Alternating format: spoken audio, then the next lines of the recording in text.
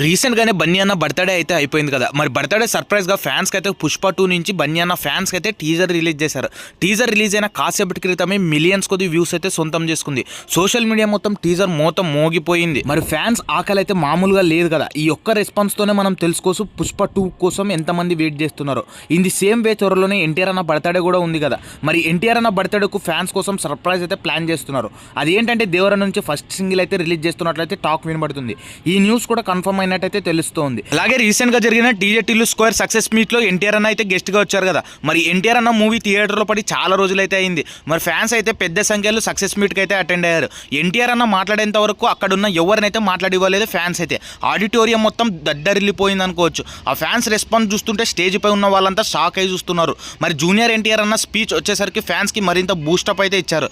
అది ఏంటంటే దేవర చిత్రం కాస్తంత లేట్ అయినా కూడా ప్రతి ఒక్కరు రిలీజ్ అయ్యాక కాలర్ ఎగిరేసుకుని తిరుగుతారని అయితే చెప్పేశారు.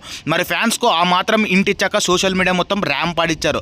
ఆల్రెడీ సిద్దు జొన్నలగడ్డ అలాగే విశ్వక్సేన్ కు సాంగ్ అయితే వినిపడిచ్చారంట. అనిరుద్ మ్యూజిక్ డైరెక్షన్ అంటే నెక్స్ట్ లెవెల్ లో ఉంటుంది ఎక్స్పెక్టేషన్స్ అయితే. మరి సిద్దు జొన్నలగడ్డ అలాగే విశ్వక్సేన్ బల్లగుద్ది చెప్పేశారు సాంగ్ అయితే అద్దరిపోయాయని. మూవీ ఎప్పుడు రిలీజ్ అవుతుందో తెలియదు కానీ ఈ రెస్పాన్స్ చూస్తుంటే మాత్రం ఎగ్జైటింగ్ అయితే తట్టుకోలేకపోతున్నాం. మరి ఎన్టీఆర్ అన్న బర్త్డే రోజు చూద్దాం అనిరుద్ ఏ విధంగా మ్యూజిక్ డైరెక్షన్ అందించాడు.